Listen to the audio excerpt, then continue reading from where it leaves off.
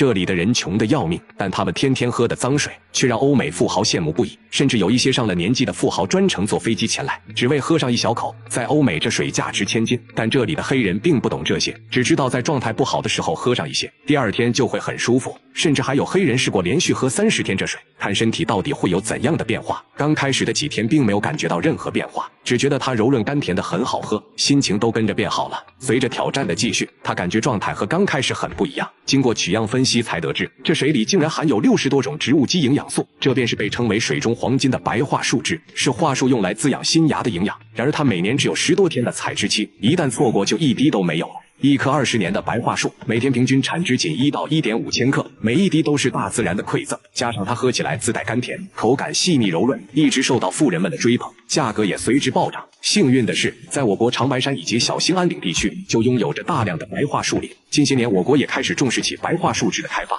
并逐渐形成了储存、运输、灌装的完备产业链，这才把价格打了下来，真正做到原汁原味将白桦树脂交到您手中。它的配料就只有白桦树原汁，不掺一滴水。如果您经常应酬烟酒不断，平时又吃得太油腻，不妨喝上一些白桦树脂，它喝起来有股淡淡的桦木清香，口感清冽甘甜，喝上一口满满都是大自然的味道。宿醉的早上或者熬夜后可以来上一瓶，在家里或者车里也可以多备一些。不过桦树脂现在的产量依然很稀少，还没喝过的朋友推荐您品尝下这份来自大自然的馈赠。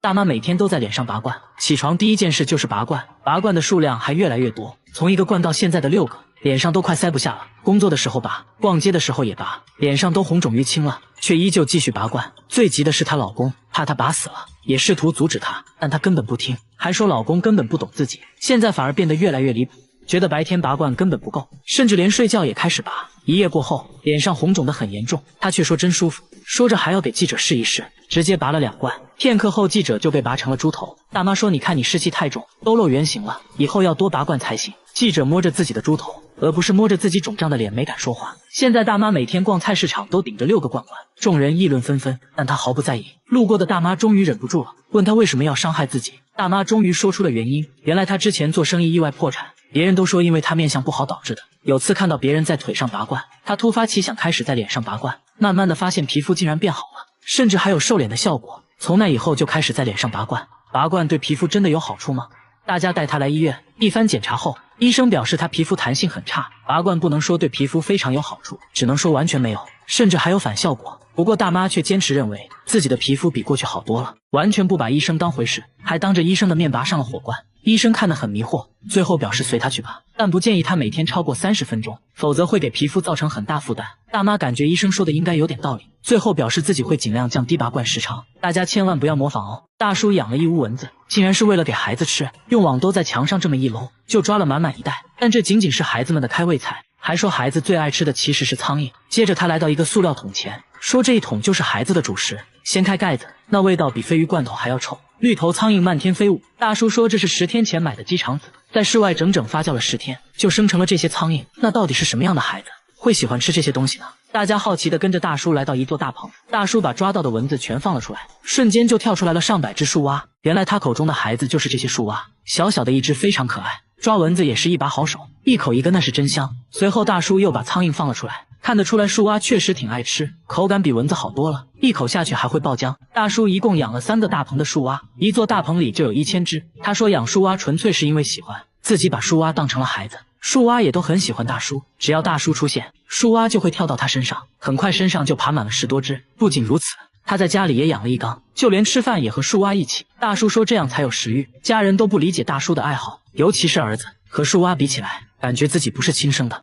他的手机会自己拨打电话，每天拨打2000次，他都换了5个新手机了，但是没用。即使买完手机刚出门，电话就开始自动拨打起来。慢慢的，一家3口的手机都出现了这种问题，但手机并没有中病毒，这搞得一家人精神崩溃，而且电话都打给了亲戚朋友。朋友说有时候1分钟就能接到20个，刚接通就挂断。有一个朋友还是开餐厅的，电话非常耽误工作，给朋友道歉成了他们一家人的日常。手机不仅会自己打电话，有时还会发短信，关键短信内容很惊悚，还说这种现象一般都出现在晚上。于是节目目组决定等待，但一夜过去，手机并没有出现自动打电话的情况。节目组又安装了多个摄像机，全程监控。第二天，儿子的手机率先打起了电话，儿子想拿手机给镜头看，刚走2步，手机自己就挂断了。与此同时，大叔的手机收到了一条短信，上面写着去世很久的父亲名字，这就非常惊悚了。节目组仔细观察录像后，终于发现了端倪。录像显示，奇怪的现象都发生在儿子拿着手机的时候，只有当他拿着手机才会自动拨打电话。父亲手机上的短信也是在他拿走父亲手机后才收到的，而且每次都是儿子第一个发现这种现象。通过这些反常的举动，节目组认为儿子就是始作俑者。心理医生还发现，儿子在处理这些事情的时候很老练，看起来是策划好的，而不是简单的心理问题。节目组把儿子请了过来，想要套路他一下。经过一番询问，儿子终于憋不住了，承认了自己的所作所为。那他为啥要这样做？儿子说别人都觉得他没用，正好他了解到一款远程控制别人手机的软件，用软件控制了父母的手机。刚开始呢，觉得整蛊家人很好玩，而且家里就他懂智能手机，父母都很依赖他，这也让他获得了心理上的满足，才开始一直恶作剧。父母得知真相后很震惊，要求儿子向亲戚朋友道歉。电话之谜总算解开了，这只狗每天都要偷鞋，还专偷有脚气的鞋子。奶奶的鞋就经常无缘无故的消失，大冬天只能光脚走回家。节目组来到他家，奶奶却让工作人员离门口远一点。不一会儿，门口就出现了一只狗，他仔细闻了闻，确定是奶奶的鞋后，叼起来就跑。工作人员赶紧追，眼看就要追上了，狗狗丢下鞋子开溜了。奶奶说，狗狗好像时刻监视着自己，每当脱下鞋，没一会儿就被他叼走了。不过还好，狗狗每次把鞋藏在固定的地点，奶奶都可以找到。现在他每2天去捡一次，这样正好能捡回1双。奶奶很困惑，为啥他只偷自己的鞋？节目组猜测，可能是奶奶的鞋气味独特。接着还做了个测试，让村民把鞋子都放在一起，看狗狗会如何选择。只见他从头到尾闻了一遍，很快就分辨出了奶奶的鞋，接着又叼走了。这次呢，节目组让奶奶穿1双新鞋，看狗狗还能不能分辨出来。奶奶穿着新鞋走了一圈，脱掉鞋子进屋后，狗狗就出现了。它像之前一样挨个闻，很明显，新鞋对狗狗的迷惑性很大。狗狗稍微有点犹豫，确认再三后，还是挑出了奶奶的新鞋。那它为啥痴迷于偷鞋？宠物医生说，狗狗把偷鞋当成了一种游戏，认为偷鞋可以吸引人们的注意，进而得到人们的关爱。不过要论奇葩，还得看下面这个。每到深夜，酒吧里就会出现满地的便便，花盆里的土被刨了出来，卫生纸也被撕得粉碎，到处都是一片狼藉。关键呢，钱也没有少。酒吧老板觉得这应该不是人，节目组决定近距离观察。等了好久，墙壁上突然传来声音，一块泡沫板在自行移动，工作人员都快吓尿了，壮着胆子继续观察。这时一只毛茸茸的脑袋探了出来，原来是一只黄鼠狼。只见它来到草坪上一阵翻滚，这也太舒服了吧。随后就开始找酒喝。黄鼠狼很警惕，时刻都在观察门口的情况，但它拉的便便越来越多，店主很苦恼，决定用笼子把它抓住，先在笼中放入食物，接下来只需要等它上钩。晚上黄鼠狼再次出现，直接就被食物吸引了，但它非常谨慎，在入口徘徊了很久，最终没能抵挡住诱惑，但是呢，并没完全钻进去，留了一半身体在外面，叼上一块食物就退了出来。这也太好吃了吧，吃完后没忍住，又钻了进去，这次呢，完全钻进了笼子里，吃完才发现中了圈套，对着入口一顿挠，没想到还真被它挠开了。工作人员看得目瞪口呆，决定再试一次。黄鼠狼这次犹豫半天都不敢进去，但大鸡腿实在太香了，还是钻了进去。这次呢，成功抓到了它，随后把它带到野外放生了。好了，我是预备关注我，每天一个迷惑行为大赏。每当他一觉醒来，脸上就会出现伤口，手臂上也有抓伤。他确定不是自己抓的，自己的指甲很短，根本抓不出来这种效果。他现在怕得很，给卧室装上了监控，结果却让他更加迷惑。只见每到深夜，他家的猫就像疯了一样撕咬他，还会把屁股在他脸上蹭来蹭去。睡梦中，他下意识地把猫推开，接着猫咪的行为更加诡异，在地上不停地抽搐。主人一脸疑惑，为什么白天乖巧的猫咪晚上会对自己做这种事情？而且每次主人出门后，它的行为也很古怪，变得焦躁不安，愤怒地撕咬被子。这只猫到底怎么了？专家查看录像后猜测，猫咪应该是梦游了，它可能做了噩梦，把主人当成了假想敌。经常出现这种情况的话，说明和它小时候痛苦的经历有关。主人这才恍然大悟，说猫就是他捡来的。发现它的时候，看着马上就要死了，医生建议可以先给它吃药试试，还要给它更多的陪伴，让它知道自己并不孤单。晚上，主人还用上了安神香薰，甚至打开了专门给猫听的音乐。它听了一会儿就开始犯困，那它晚上还会咬主人吗？只见半夜小白又醒了，径直来到主人旁边。这次小白没有下嘴，趴在主人旁边再次睡了起来，一直到天亮，小白都没再出现奇怪的行为，看起来小白已经康复了。然而下面这只猫的情况比小白更严重，在客厅看电视要全副武装，甚至要戴头盔，进入卧室也要戴帽子和手套，还要拿着工具防身。只因他家有一只猫，猫咪毫无征兆地向主人发起攻击，接着又躲到了沙发下面，没一会儿再次发起攻击，时时咬住主人的腿。主人查看伤情，大腿被抓了好几道血印。主人说猫咪一直都很温顺，3个月前突然性情大变，疯狂地攻击他们，严重的时候脸上头上都被咬过，没办法，只能把它关在卧室里。但是现在有个问题，必须要进入卧室才能给它铲屎，每次进入都要全副武装。刚打开门，猫咪就虎视眈眈地看着，随时准备对主人发起攻击。它为啥突然变成这样？宠物医生看了录像也很震惊，和主人沟通下来才知道，小白是生完孩子后才开始这样的。当时怀了7胎，主人决定给它做剖腹产，手术中有一只小猫不幸夭折，没过几天又死掉了3只。从那时起，小白变得异常敏感，甚至开始攻击自己的孩子。为了小猫的安全，主人把小猫都送人了。医生认为小白在失去孩子后患上了产后抑郁症，并且错误地以为这都是主人导致的，对主人产生了怨恨，才会出现这种反常举动。最好的解决方法是给他提供一个舒适的生活环境，让他感到放松。于是主人给他布置了一个新家，还放了很多他喜欢的玩具，同时给他药物治疗，播放猫咪喜欢听的音乐。小白开始也慢慢地接受了主人。然而接下来这只猫咪的行为更加迷惑。这只猫每天往主人脸上撒尿，看到主人熟睡后，接着蹲在主人旁边，直接往脸上吃。关键猫咪有时候还上火，那味道简直了。主人很崩溃，为啥这只猫会有2副面孔？白天明明很温顺，为啥到了晚上就往自己脸上撒尿？还说这样撒尿已经1年了。主人尝试过很多方法，也打过它好多次，都无济于事。没办法，主人决定戴头盔睡觉，因为实在不舒服。刚睡了一会儿就把头盔摘掉了。没一会儿，小白凑了上来，确认主人已经睡着后，深情地看着主人的脸，接着情不自禁的就往脸上撒尿。主人再次惊醒，对小白一阵数落，医生也被逗笑了。第一次见这种迷惑行为，医生表示这可能是小白的一种沟通表达方式，一直撒尿是因为主人一直没能理解自己的需求。那小白到底想给主人说什么？医生观察后说，因为主人家里宠物众多，小白的生活空间被压缩得很小，而且小白还患有社交恐惧症，所以经常会独自一人蜷缩在角落。医生建议给小白单独做个新家，让他有个相对自由放松的生活环境。可以看到小白对新家非常满意，就好像在说，主人你终于懂我了。好了，我是月贝，关注我，每天一个迷惑行为大赏。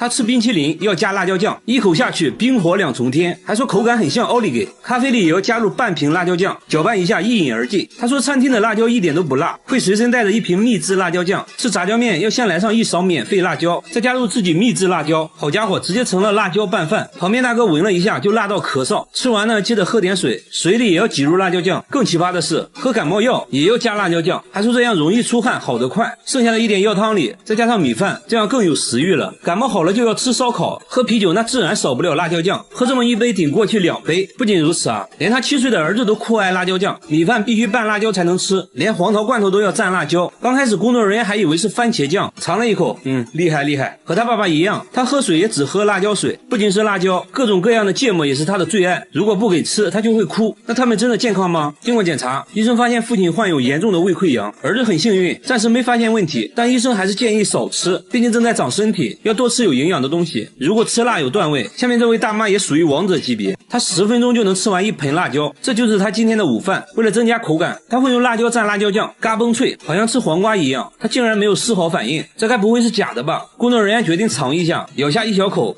差点被送走。大妈淡定地看着一切，不一会儿就干完了1盆。为了测试她能吃多辣，节目组准备了世界各地的辣椒，大妈看着两眼放光，这么多辣椒看着就好吃。首先出场的是来自墨西哥的胡椒，大妈说还不错啦，很甜。接着是烟熏辣椒，吃着像柿饼。第3个是来自泰国的辣椒，吃起来脆脆的像薯片。一旁的工作人员都看乐了，再次尝试，还是辣到不行。大妈感觉很莫名其妙，根本就不辣嘛。虽然大妈很能吃辣，但也有她吃不了的东西，她不能吃洋葱和大蒜，一吃就会满脸通红，甚至会吐血。为啥会出现这种奇葩现象？医生提取了辣椒素，对大妈进行感官测试，把沾满辣椒素的棉签插入鼻孔，大妈一点反应没有。医生认为大妈对辣椒素不敏感，而大蒜之所以辣，是因为含有大蒜素，大妈对大蒜素非常敏感，所以才会觉得辣。即使这样，我觉得大妈也属于吃辣的王者级别了。然而下面这位小姐姐表示不服，冰淇淋加辣椒酱，这是她的神仙搭配，她一天就要吃3瓶辣椒酱，橱柜里也摆满了各种辣椒酱，每顿饭都要加上新鲜的辣椒段，还说辣椒能帮自己释放压力。现在她要挑战当地最辣的炸酱面，还要求厨师多放1斤辣椒面。即使这样，她还是不满足，在面上又加了辣椒段，吃得一脸惬意，周围人都觉得不可思议。节目组给她准备了3种当地最辣的食物，第一个是辣炒年糕，刚吃一口她就笑了，没什么感觉嘛。第2个是辣酱咖喱，这个有一点点感觉，很快就干完了1盘。第3个是魔鬼辣鸡腿，仔细品尝下还是一点反应没有。她说从来没有吃到过让自己感觉辣的东西。听到这话，节目组放出了大招，端上来一盒死神辣条，是用世界上最辣的龙息辣椒制作的，辣度是普通辣椒的220倍。据说这玩意儿只能中午吃，很多人吃完都坐上了依维柯大金杯。小姐姐也重视了起来，扎上头发，准备好牛奶，挑战开始。她一口吞下去，仔细嚼了嚼，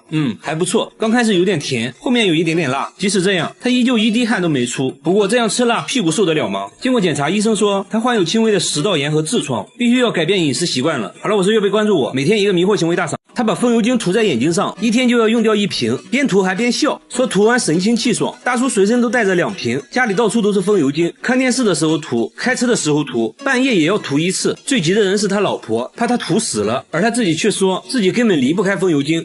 这又是为啥？他也不解释啊，反而变本加厉，觉得涂眼睛上不过瘾了，直接用风油精洗脸，看样子也不错，洗完精神抖擞。那他到底为啥要涂风油精？真的是奇怪。周围人也是看得一脸懵逼，真的不会疼吗？旁边的大叔决定试一试，结果直呼辣眼睛。这时他终于说出了涂风油精的原因。原来大叔之前眼睛受了伤，什么都看不清，偶然用了1次风油精，竟然能看清楚了。从那之后就离不开风油精了。但风油精真的有那么神奇的功效吗？医生猜测，在风油精的刺激下，大叔眼泪分泌旺盛，使得眼睛非常湿润，这可能是帮他看清楚的原因。但风油精对眼睛有非常大的伤害。经过检查，大叔的眼角膜确实受到了严重损伤，风油精没能治愈他，反而加重了病情，必须立即停止使用风油精，还给大叔拿了专门治疗眼睛的药物。所以说有病就要对症下药，不要相信偏方。和他比起来，下面这位尼姑更奇葩，他把洗衣液涂满全身，每天都要涂好几次，一天就要用掉3瓶。诵经累了就要往身上涂洗衣液，外面散步的时候要涂一涂，工作时也要涂，总之不允许身上有干燥的地方。就连洗澡都是用洗衣液，先往盆里倒入满满1瓶，蹲在盆里就洗了起来，洗衣液直接成了他的沐浴露，家里还存了上百箱的洗衣液。然而这仅仅只是1个月的量，他1年内用掉的洗衣液足够别人洗17年的衣服。更奇葩的是，他洗衣服呢却从来不用洗衣液，还说用洗衣液洗衣服就是浪费。节目组很担心他，而他自己却说正是洗衣液救了他的命。这又是为啥？原来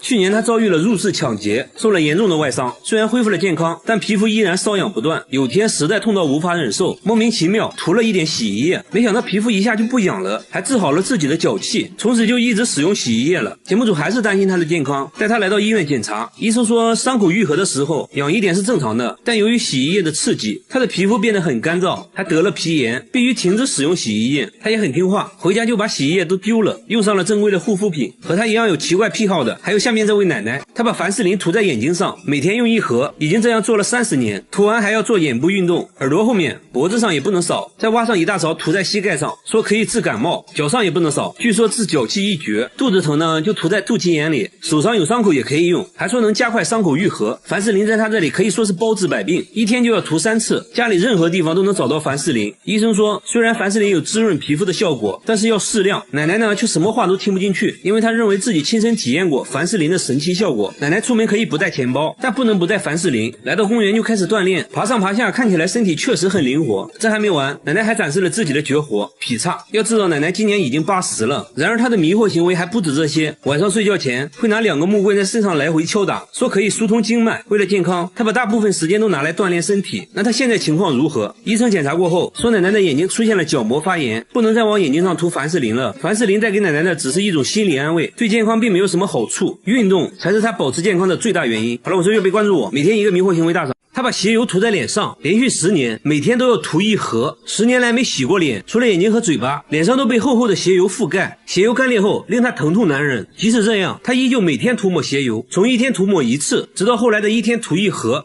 边涂还边笑。问他为什么要这样，他就什么都不说，紧张的环顾四周，焦急的等待着什么，又好像在躲避着什么。随后跟着一个女人来到衣服回收箱找衣服，说女人是他姐姐，询问姐姐情况，姐姐却越来越激动，看着不太聪明的样子。晚上他们就随便找个凳子睡觉，此时温度零下4度。节目组想要帮助他，却被拒绝了。节目组带他们来到派出所，想确定一下他们的身份。根据指纹找到了他的家庭信息，节目组决定带他们回家。刚上车，一听说要回家，姐姐立马暴躁的哭了起来，还让节目组赶紧放她走。没办法，只好原路返回。随后姐弟俩坐上地铁，消失在了镜头里。节目组单独去拜访了他家里，父亲说他俩智力有缺陷，经常离家出走，曾经多次阻止也无济于事。为了寻找他们，父亲到处张贴寻人启事，一直没有回音，还以为姐弟俩已经遭遇不测了。节目组想要帮他们团聚，在车站找了好几天，终于找到了姐弟俩。至于为啥不愿意回家，姐姐还是没有说。节目组给他们提供了一个住的地方，经过长时间的劝说，他决定洗脸了。鞋油成块的掉落，整整洗了3个小时，终于清洗干净，这样看着正常多了。跟心理医生交流后才知道，之前有人在地铁看到智力缺陷的他，就无缘无故的开始殴打，往他脸上涂鞋油，还警告他如果不想挨打就要一直涂鞋油。慢慢的，为了保护自己，他就开始始主动往脸上涂鞋油。这时姐姐也说出了离家出走的真正原因，原来姐弟俩还有一个哥哥，哥哥脾气暴躁，经常对他们拳打脚踢，两人天真的以为只要哥哥看不到他们就不会挨打了，才会不断的离家出走。经过长时间的心理咨询，姐弟俩终于放下心理包袱，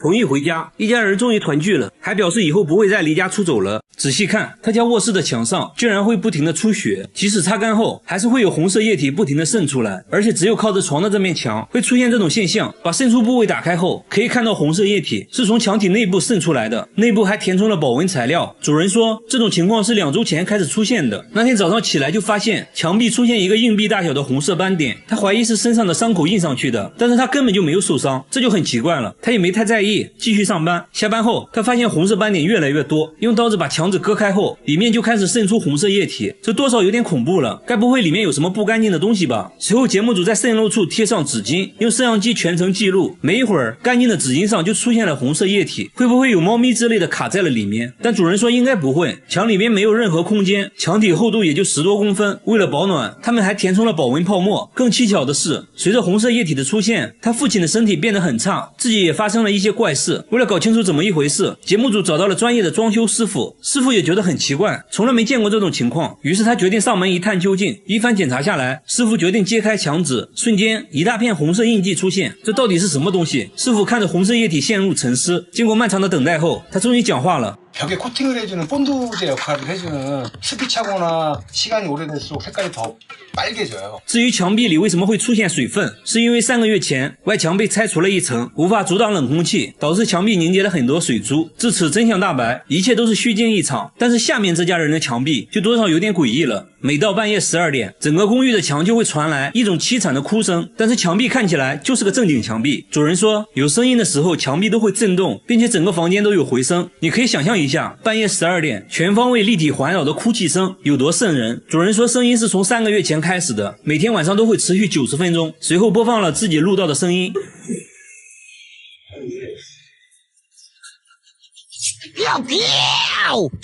听起来又哭又笑的，看起来这只鬼的情绪不是很稳定啊。节目组还询问了公寓其他住户，发现很多人都有同样的困扰，他们也录到了一样的哭泣声，都表示声音是从墙里传来的，而且有声音的时候，燃气管道都会震动。物业也调查过原因，关闭了所有能产生噪音的设备，但最终声音还是没有停止，很多人因此都无法安心睡觉。节目组带着录音找到了专家，随后专家发现了异常，录制的声波和真人声波差异很大，而且录制的音频有一种很规律的循环，所以专家认为声音应该是人为剪辑过的，并且是在录音机上循环播放的，所以是有人故意这样做的。现在问题来了，那到底是谁搞的恶作剧？节目组在公寓不同位置都安装了摄像头，想要找到这个人，接下来就是等待声音的出现。但是一夜过去了，完全没有出现哭泣声，一晚不行那就2晚。节目组在其他楼层安装了更多的摄像头，果然功夫不负有心人，最终还是没有出现声音。其实我觉得已经没必要再调查了，很明显恶作剧的人就在公寓里，至于是哪个就不好说了。过了好多天，小哥又给节目组打来电话，说这些天都没有再出现声音，自己睡得也很好，而且还找到了女朋友。